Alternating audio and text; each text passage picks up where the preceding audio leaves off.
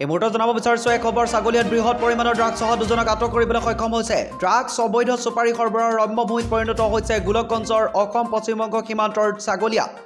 বুধবাৰে বিয়লি অবৈধ চুপাৰী কঢ়িওৱা ট্ৰাক জব্দ হোৱাৰ পিছতে নিশা আৰক্ষীয়ে জব্দ কৰে বৃহৎ পৰিমাণৰ ড্ৰাগছসহ আটক কৰে দুজনক। গোপন খবৰৰ ভিত্তিত ছাগলীয়া আৰক্ষীয়ে ছাগলীয়া তিনিআলিত খাপ পিটি আছিল। পশ্চিমবংগৰ পৰা অসমত প্ৰৱেশ কৰা এখন ট্ৰাকৰ পৰা দুজন লোক দুটা বেগ লৈ নমাৰ লগে লগে আৰক্ষীয়ে দুয়োকে আটক কৰে। আৰক্ষী চকীত আনি বেগ দুটাত তালাচী চলোৱাত প্ৰায় ৩৬টা নিচাজাতীয় টেবলেট উদ্ধাৰ কৰাৰ লগতে ৪৭টা নিচাজাতীয় কফ চিৰাপৰ বটল উদ্ধাৰ কৰে। অবৈধ সামগ্ৰীখিনি পশ্চিমবংগৰ তুফানগঞ্জৰ পৰা ধুবুৰী অভিমুখে নি আছিল। আটকাধীন দুজন ধুবুৰীৰ ঝগৰাপাৰাৰ শ্বাহিনুৰ ৰহমান আৰু মানিছুৰ আলম বুলি জানিব পৰা গৈছে। মঙলবাৰ নিশাও ছাগলীয়াৰ পৰা মফাজ্জল হক আৰু জহিৰুল ইছলামক বৃহৎ পৰিমাণৰ ড্ৰাগছসহ আৰক্ষীয়ে আটক কৰে। পুনৰবাৰ জনাইছোঁ, ছাগলীয়াত বৃহৎ পৰিমাণৰ ড্ৰাগছসহ দুজনক আটক কৰিবলৈ সক্ষম হৈছে।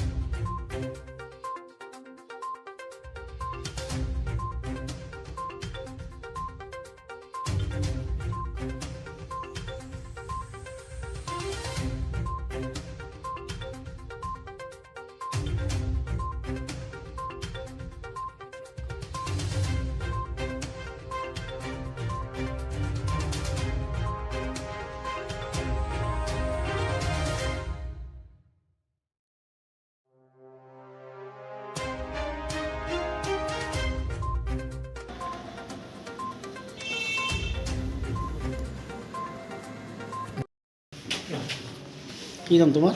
মনিছুৰ আলম, ঘৰ ক'ত? ধুবুৰী, ঝগড়ামাৰ পাৰ্কৰ। কি আনিছা মনত? হে? মনত কি আনিছিলা?